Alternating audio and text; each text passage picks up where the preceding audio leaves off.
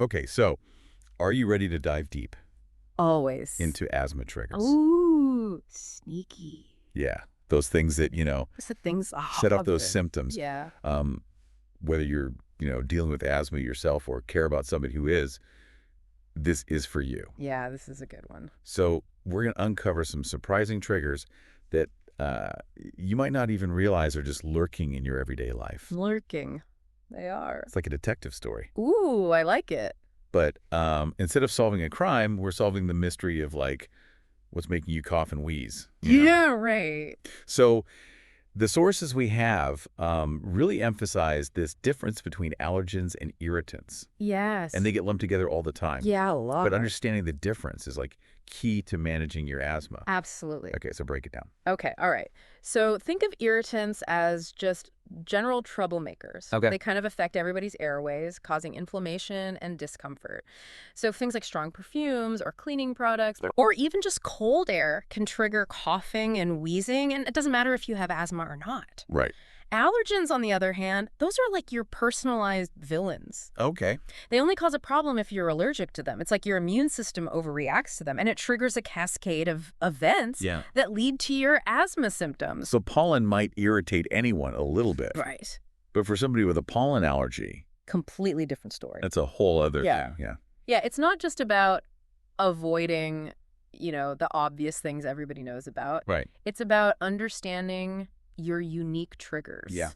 And how to minimize your exposure to them. So speaking of surprising culprits, our sources list some unexpected irritants. Oh, really? Um, Okay, what are we talking? I'm talking about, like, we encounter them all the time, Okay. like perfumes or cleaning products. Right. Like, it's so easy to just overlook them as potential triggers. That's true. Mhm. And, even something as seemingly harmless as cold air, Right. it can be a major irritant for someone with asthma. Right. And think about that sudden shift from a warm house to the cold outdoors. Right. That can cause your airways to constrict and just make it harder to breathe. Wow. So is there, like, a reason why that happens? Yeah, cold air dries out the lining of your airways, Oh, leading to that tight, uncomfortable feeling. makes sense. Yeah.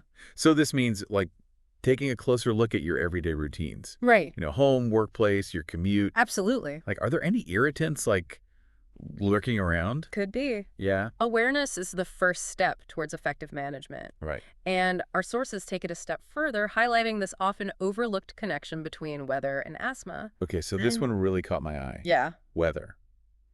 So it's not just cold air. No, it's Yeah. more than just the cold air. It's really fluctuations in temperature and humidity that can irritate your airways. Especially if those changes are sudden and drastic, like you were saying, going from a warm house to cold outdoors. Right, right. But even a sudden drop in barometric pressure Really? during, like, a thunderstorm can affect your breathing. Wow. And then humidity. That Yeah. can make the air feel heavier, harder to breathe. Yeah. Especially if you're sensitive to mold, Oh, right. which thrives in those humid environments. So I guess keeping an eye on the forecast is key. Absolutely. Yeah, Proactive measures can make a world of difference. definitely. So let's move on to another common trigger. Okay, That might seem obvious, but it's worth exploring further. great. Infections. Right. So, like, everybody knows that, like, getting sick can make you feel terrible. For sure. But the source really emphasized how common a trigger infections are for asthma flare-ups. Yeah, makes sense when you think about it. Any respiratory infection, whether it's a cold, the flu, even a sinus infection, Yeah. they cause inflammation in your airways, which makes them hypersensitive and much more likely to react to other triggers.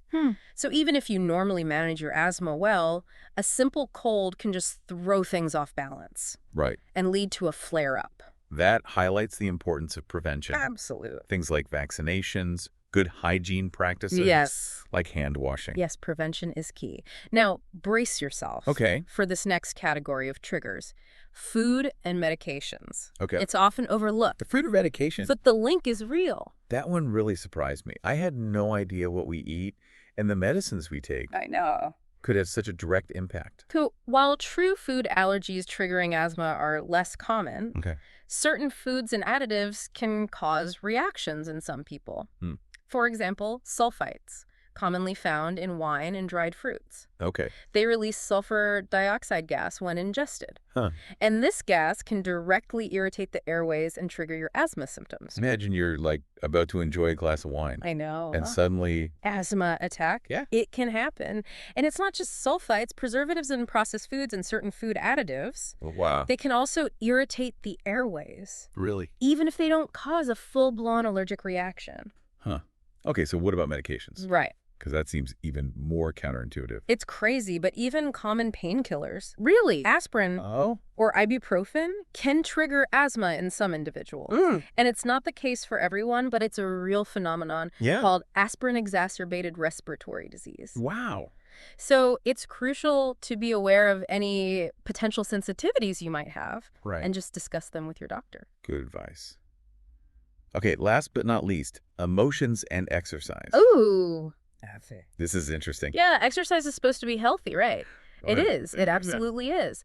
But both strong emotions, especially stress and anxiety, and strenuous exercise, they can cause changes in your breathing patterns. Right. So think about, getting stressed out at work. Totally. Or pushing yourself too hard at the gym. Yeah. You start taking these rapid, shallow breaths. Yeah. And that can trigger those same airway constrictions we've been talking about. So what's the takeaway? What should people do?